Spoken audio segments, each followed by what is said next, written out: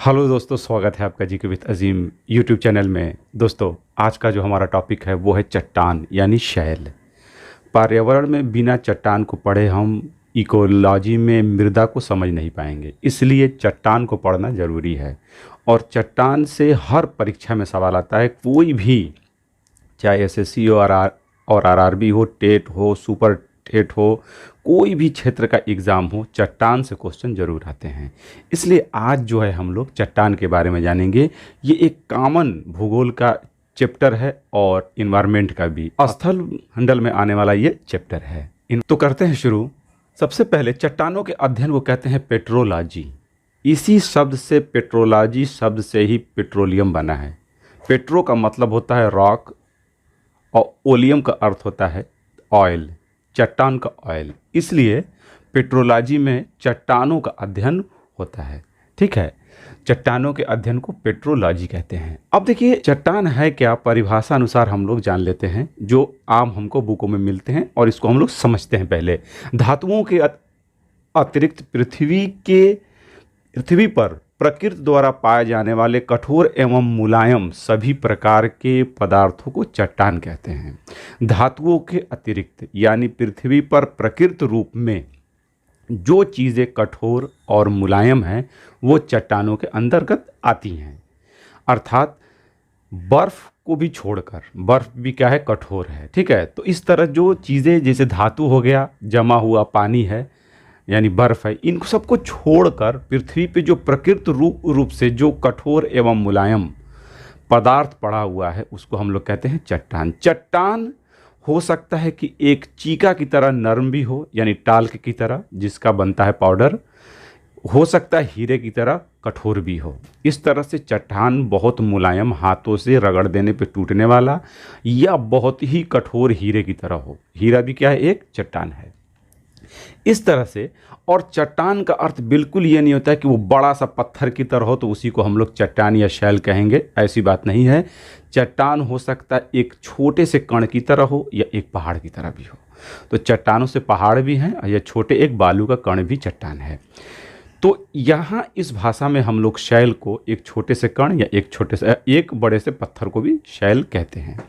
अब सबसे बड़ी चीज़ है कि चट्टानों का संगठन होता क्या है, चट्टान किससे बने होते हैं। अगर हमारे सामने अगर कोई चीज़ है तो किससे बना हुआ है, चट्टान है तो चट्टान जो होते हैं वो खनिजों से बने होते हैं। और खनिज क्या होते हैं, तत्वों, और खनिज क्या होते हैं, यौगिक होते हैं। खनिज क्या होते हैं, यौगिकों के समूह होते हैं। अब यौगिक क्या होते हैं, यानी तत्वों के मिलने से बना हुआ एक, किन्हीं दो तत्वों के मिलने से बना हुआ नया पदार्थ कहलाता है यौगिक। जैसे सोडियम और क्लोरीन के मिलने से बनने वाला नमक यौगिक है, कंपाउंड है। पानी है, जंक है, ठीक है, बालू है, ये सब क्या है, बालू सिलिका और ऑक्सीजन से मिलकर बना है। तो ये क्या हो गया, नमक है, सेंधा नमक है, ये सब क्या होते हैं, यौगिक होते हैं। अब कई यौगिक जब आपस में मिल जाते हैं तो वो बनाते हैं खनिज, और खनिज जो है उन्हीं से ही चट्टान बने होते हैं। और मैंने बताया कि ये कठोर भी हैं, नरम भी हैं। ठीक है, अब खनिज जो होते हैं, चट्टान जो होते हैं वो कुछ एक खनिज द्वारा निर्मित होते हैं और कई खनिजों द्वारा भी निर्मित होते हैं। एक खनिज में जैसे बालू SiO2 केवल एक ही है, ये कैल्शियम कार्बोनेट यानी चूना पत्थर या संगमरमर, ग्रेफाइट केवल कार्बन होता है, ये फिर भी ये चट्टान है। हीरा कार्बन का सबसे शुद्ध रूप है, सबसे कठोर चट्टान भी है, पर ये क्या है, कार्बन होता है, पर एक ही खनिज है इसमें, तो हो सकता है एक खनिज है।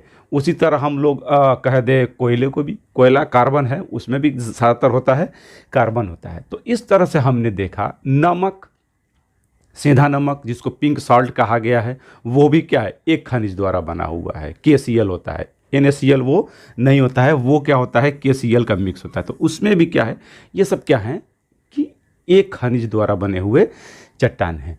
अब कुछ चट्टान ऐसे होते हैं जो कई खनिजों के समूह से बने होते हैं, जैसे ग्रेनाइट, फेल्सपार, अभ्रक, बेसाल्ट, नीस, इस तरह के एम्फीहोलाइट, गैब्रो, डोलाइट, इस तरह के चट्टान बहुत से खनिजों से मिलकर बने होते हैं। तो ये थे खनिज। जैसे मिट्टी, मिट्टी भी क्या है? चट्टान है, चट्टान का रूप है वो भी, और वो भी बहुत तरह के खनिजों से मिलकर बनी हुई है। तो इस तरह से हमने जाना कि चट्टान क्या है।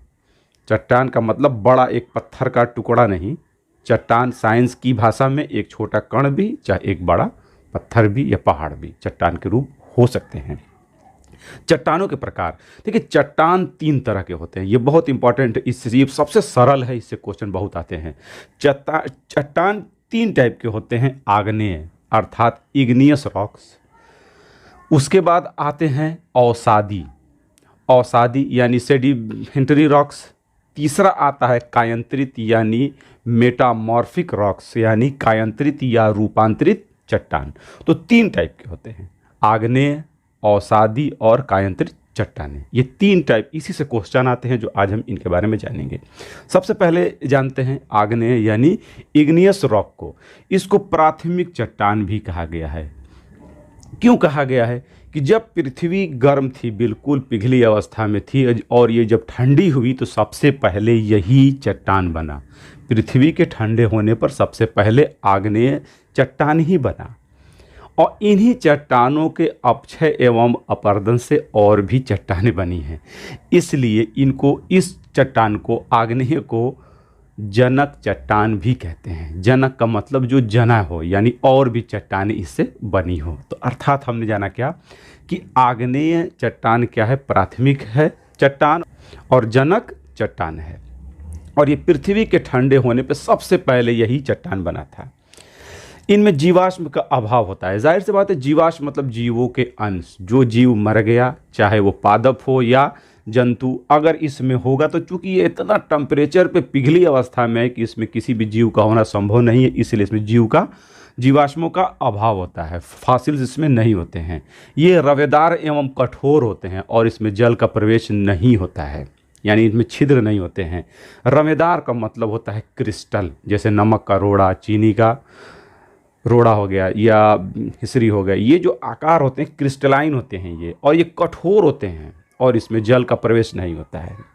वर्तमान में अगर आग्नेय चट्टान अगर कहीं से पैदा होता है तो वो है ज्वालामुखी का उद्गार के समय लावा के ठंडा होने के पश्चात, जो ठंडा होने के पश्चात जो प्राप्त होता है चट्टान, उसको हम लोग क्या कहते हैं?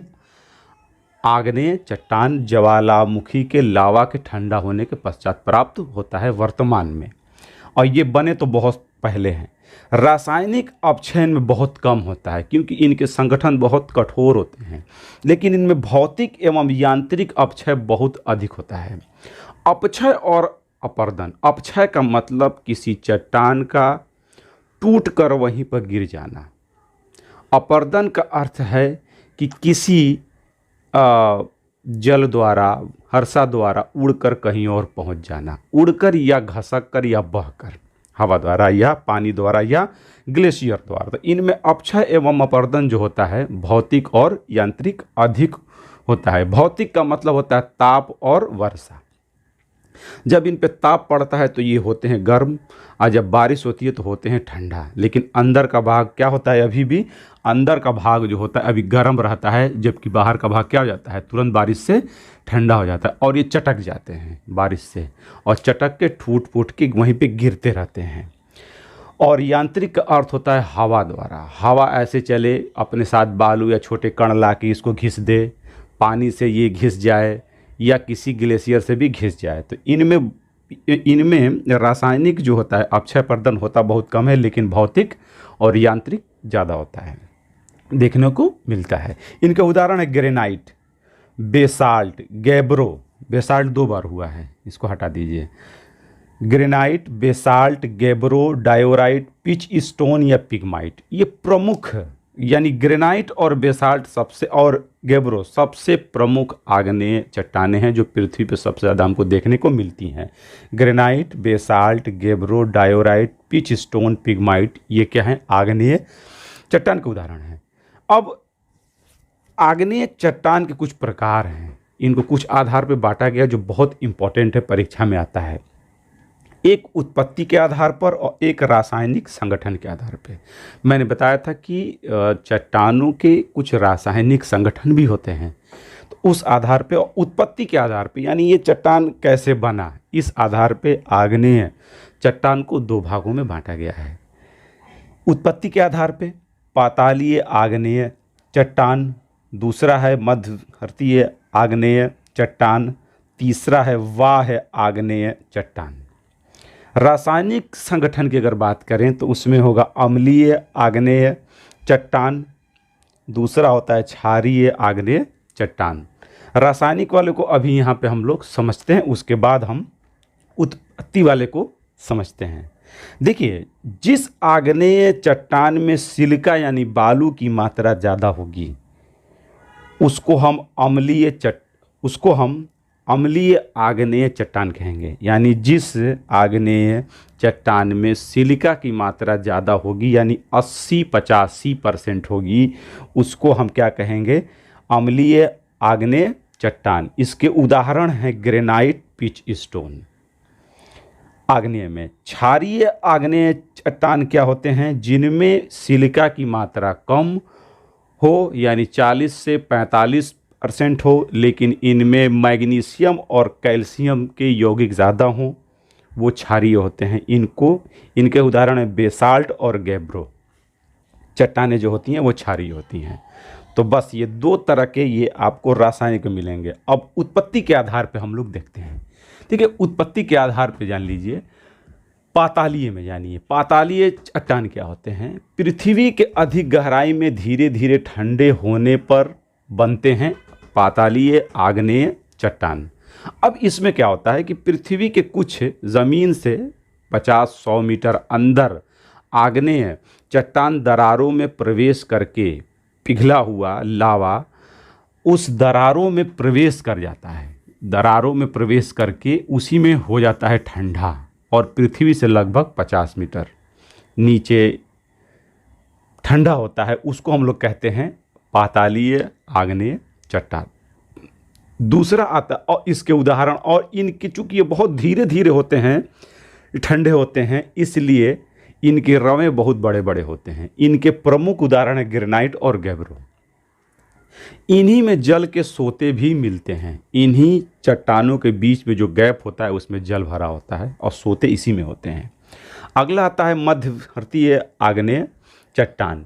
धरातल के बीच संधियों में जमा होते हैं, यानी कुछ ऊंचाई पर 20 मीटर 10 मीटर की गहराई में जो संधियां हैं, बीच में जो गैपिंग है जल के, उनमें अगर लावा प्रवेश कर जाए तो वो बनते हैं मध्यवर्तीय आग्नेय चट्टान। ये प्रमुख है, इसको जानना जरूरी है क्योंकि इससे परीक्षा में सवाल आते हैं। देखिए इसमें क्या है, पहला इसमें आता है लैकोलिथ आता है। अगर गुंबदाकार आकार का जमाव हो गया तो इसको कहेंगे लैकोलिथ। सबसे आसान तरीका है, गुंबदाकार वाला कौन सा होगा, लैकोलिथ होगा। अगर ये मान लीजिए ये ज़मीन है, इसके अंदर ये गुंबदाकार आकार का आग्नेय चट्टान ठंडा होकर, लावा ठंडा होकर जमा हो जाए तो उसको कौन सी कहेंगे, लैकोलिथ कहेंगे। ज़मीन के अंदर अगर दीवार की तरह ये खड़ी हो जाए, संधियों में जमा हो जाए तो इसको हम लोग डाइक कहेंगे। अगर अवसादी चट्टानों के बीच में जो खाली स्थान है और पतली सी लेयर की तरह अगर लावा जमा होके ठंडा हो जाए तो उस आग्नेय चट्टान को हम लोग सिल कहेंगे। ठीक है, और अवसादी चट्टानों में तस्तरी के आकार का, बिल्कुल गोलाई में आकार का जमा हो जाए, तस्तरीनुमा भाग में प्लेट की तरह हो जाए जमा, तो उसको हम लेपोलिथ कहते हैं। अगर आग्नेय चट्टान संधियों में अगर ऐसे लहर की तरह ठंडा हो जाए, लावा समय के साथ ठंडा हो जाए, तो इसको हम फेकोलिथ कहते हैं। और अगर पर्वतीय क्षेत्रों में तीव्र ढाल के साथ अगर लावा ठंडा हो जाए ऐसे, तो इसको हम बैथोलिथ कहते हैं। फिर से जानिए, गुंबदाकार आकार वाला जमा होगा तो लैकोलिथ कहेंगे। लंबवत दीवार की तरह जमा होगा, इस तरह से दीवार की तरह, तो उसको हम डाइक कहेंगे। और प्लेट की तरह पतला शीट की तरह अगर वो फैल जाएगा तो उसको हम सिल कहेंगे। और तस्तरी नुमा गोलाई में अगर वो फैल के ठंडा होगा तो उसको हम लेपोलिथ कहेंगे, और लहरदार होगा तो उसको हम फैकोलिथ कहेंगे, और पर्वतीय क्षेत्रों में अगर ढाल के क्षेत्रों पे जमा हो के ठंडा होगा तो उसको हम बैथोलिथ कहते हैं। इस तरह से 1 2 3 4 5 5 तरह के मध्यवर्तीय आग्नेय चट्टान होते हैं। लेकोलिथ, डाइक, सिल, नहीं 6 होते हैं, 1 2 3 4 5 6 होते हैं। लेकोलिथ, डाइक, सिल, लेपोलिथ, फैकोलिथ और बैथोलिथ। ये अक्सर परीक्षा में बड़े जो एग्ज़ाम होते हैं उसमें ये पूछता है। उसके बाद आता है वाह चट्टान। वाह वाला ज्वालामुखी उद्गार के समय जो लावा बाहर आता है, यानी ज़मीन पे ये दिखता है पिघलती हुई जो लावा जो है, चट्टान जो है वो पिघल के ठंडे होते हैं, और ठंडे होने के बाद जो चट्टान बनता है उसको हम लोग क्या कहते हैं? वाह आग्नेय चट्टान। इसका सबसे अच्छा उदाहरण है बेसाल्ट। ये सब जो होते हैं ये ग्रेनाइट के उदाहरण है, ग्रेनाइट ही होते हैं ये। जबकि बाहर ज्वालामुखी से जो चट्टान यानी एथनोस्फीयर से जो लावा निकल कर पृथ्वी पर सामने आता है और ठंडा होता है बहने के बाद लावा, उससे जो बना हुआ होता है चट्टान, उसको हम लोग कहते हैं बेसाल्ट। और बेसाल्ट के अपक्षय अपर्दन से ही, देखिए मैंने हिंट दिया है यहाँ, ये बहुत इंपॉर्टेंट है। बेसाल्ट के अपक्षय और अपर्दन से ही काली मिट्टी बनती है, यानी टूट फूट जाए और जब वो जमा होगा तो उससे काली मिट्टी बनती है, और काली मिट्टी को ही कपासी मिट्टी या या बिना जोत वाली मिट्टी या दरार वाली मिट्टी या चरनेज़म भी कहते हैं। इसके कई नाम हैं, ठीक है। अब आता है अवसादी चट्टान। देखिए मिट्टी के जो हृदय है उसके बारे में हम लोग इन्वायरमेंट में, हम लोग इकोलॉजी में पढ़ेंगे वहाँ पे। अब आता है अवसादी चट्टान। ये अवसादों के जमा होने से होता है। यह सबसे मुलायम चट्टान होती है, सबसे नरम, हाथ से छुएंगे भी तो इसको आप तोड़ लेंगे। चट्टानों के अपक्षय एवं अपर्दन से परत दर परत अवसादों के जमा होने से बनता है। यानी चट्टान टूटे फूटे और लेयर बाई लेयर जमा होता गया, और उनके जमा होने के बाद जो चट्टान बनी, नीचे दबता चला गया या ऊपर ही रहा, जो चीज़ बनी वो पृथ्वी पे, उसको हम अवसादी चट्टान कहते हैं। सेडिमेंट्री रॉक्स कहा गया है। ये पृथ्वी के सतह पर, क्रस्ट पर, ऊपरी भाग पे 75% यानी 75% भाग पर केवल यही है। लेकिन संपूर्ण क्रस्ट की बात करें तो केवल 5% है योगदान है। लेकिन ऊपरी सतह जिस पे हम लोग रहते हैं, अगर उसकी बात करें तो 75% यानी 75% कौन सा है? अवसादी चट्टान ही बिछे हैं। केवल इन्हीं चट्टानों में जीवाश्म पाए जाते हैं। तो याद कीजिएगा, परीक्षा के दृष्टि से बहुत ही इम्पॉर्टेंट है, क्योंकि ये परत दर परत जमा होते हैं। तो अवसाद के जमा, जीवों के जमा होने के बाद दब जाते हैं, तो इन्हीं में अवसाद के जमा होने के बाद इन्हीं में जीवाश्म पाए जाते हैं। केवल जीवाश्म अवसादी चट्टानों में मिलते हैं। कोयला, पेट्रोलियम जैसे जीवाश्म ईंधन इन्हीं में मिलते हैं, यानी कोयला हो, पेट्रोलियम हो जैसे जीवाश्म इन्हीं में मिलते हैं। इनके उदाहरण हैं कोयला, स्लेट, सेंधा नमक यानी पिंक साल्ट या हिमालयन साल्ट, हिमालयन जो साल्ट होता है, पिंक साल्ट, प्रवाल यानी मूंगा ऊंगा, चूना पत्थर यानी कैल्शियम कार्बोनेट, बलुआ पत्थर। बलुआ पत्थर दो टाइप के होते हैं, सफ़ेद एक लाल। सफ़ेद वाला आपके सड़क उड़क पे आप पड़ता है, और लाल वाला जो होता है बलुआ पत्थर, उससे आपके हुमायूं का मकबरा, दिल्ली का लाल किला, आगरे का किला, कुतुब मीनार जैसे भवन बनाए गए हैं। लोयस का मैदान, लोयस जो होता है हवा द्वारा परत दर परत मिट्टी के जमा होने से बना होता है। आपके खेत का भी जो है मैदान, वो भी क्या है? अवसादी चट्टानों से बना हुआ है। तो ये था अवसादी चट्टान। इसकी सबसे बड़ी क्वालिटी, ये सबसे नर्म होते हैं और जीवाश्म इन्हीं में मिलते हैं। और इनके उदाहरण आप जान लीजिए, कोयला, स्लेट, सेंधा नमक, प्रबाल, चूना पत्थर, बलुआ पत्थर, लोयस और खेत का मैदान। लोयस जो होता है वो सबसे बड़ा लोयस का मैदान चीन में है। अब आता है कायांतरित चट्टान, यानी जिसकी काया बदल जाए, या इसी को रूपांतरित चट्टान भी कहते हैं। इसमें क्या होता है जान लीजिए, ये सर्वाधिक कठोर होते हैं। इसकी सबसे बड़ी क्वालिटी क्या होती है, ये सर्वाधिक कठोर होते हैं, इनमें जल का प्रवेश नहीं होता है और ये क्रिस्टलीय यानी रमेदार होते हैं। ठीक है। आग्नेय एवं अवसादी चट्टानों के ताप, ये पूरी तरह से कहना सही नहीं है, यहाँ पे हम केवल एक शब्द इस्तेमाल करेंगे, चट्टानों के ताप एवं दाब से रूपांतरण होने के पश्चात कायांतरित या रूपांतरित चट्टान बनते हैं।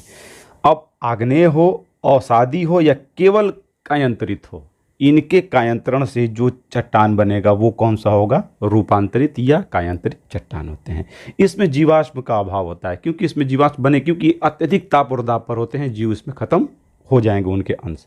इनके उदाहरण है हीरा, सबसे कठोर चट्टान, हीरा धातु नहीं है, चट्टान है, हीरा, ग्रेफाइट, संगमरमर, क्वार्जाइट, अभ्रक, नीस, सिस्ट इसके उदाहरण है, इंपॉर्टेंट है ये।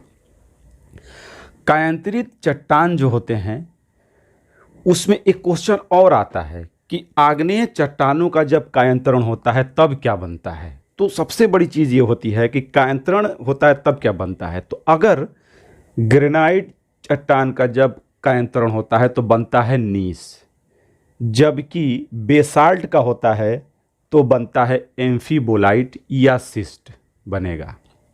दूसरा है, अगर अवसादी है चट्टान तो एंथ्रासाइट कोयले से बनता है ग्रेफाइट, और ग्रेफाइट के रूपांतरण से बनता है हीरा। चूना पत्थर के रूपांतरण से बनता है संगमरमर, और बलुआ पत्थर के रूपांतरण से बनता है क्वार्जाइट। तो ये इसका उदाहरण है। और खुद अगर कायांतरित चट्टान अपनी खुद स्वरूप को खो दे, कायांतरण उसका भी हो जाए, हीरा का अगर रूपांतरण होगा ताप और दाब पर तो बन जाता है कार्बन, कोयला हो जाएगा। स्लेट का होगा, स्लेट को अगर कर दिया जाए तो वो फाइलाइट हो जाएगा। और संगमरमर का अगर रूपांतरण हो जाए तो बनेगा कैल्साइट।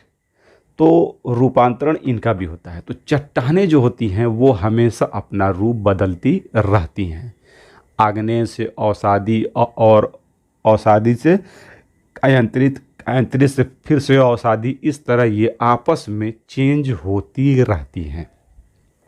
कभी आग्नेय कायांतरित हो जाएगा, कायांतरित बाद में अपक्षय पर्दन द्वारा अवसादी हो जाएगा, कभी अवसादी आग्नेय हो जाएगा, कभी अवसादी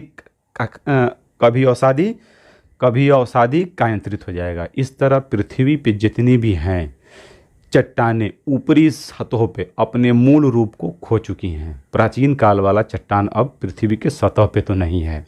ये डूबती जो प्लेटें होती हैं अंदर जाएंगी बाहर आती रहती हैं, ये हमेशा पिघल के फिर अपने रूप में चेंज होती रहती हैं। तो यह था चट्टान यानी शैल है। शैल और चट्टान एक ही है बात। तो मुझे उम्मीद है कि आपको ये वीडियो कुछ समझ में आया होगा। इसका स्क्रीनशॉट आपको मिल जाएगा टेलीग्राम पे। मेरी टेलीग्राम है जीके विथ अजीम, वहाँ से जाके आप उसको सब्सक्राइब कर लें, वहाँ पे भी इसका स्क्रीनशॉट मिल जाएगा जिससे आप अपना नोट्स को मेंटेन कर लीजिएगा। तो मुझे उम्मीद है कि आपको ये वीडियो अच्छा लगा होगा। अच्छा अगर लगा है तो इसे करिएगा लाइक, और चैनल पर नए हैं तो करिएगा सब्सक्राइब। मिलते हैं फिर हम एक अगले वीडियो में, तब तक के लिए अलविदा, जय हिंद।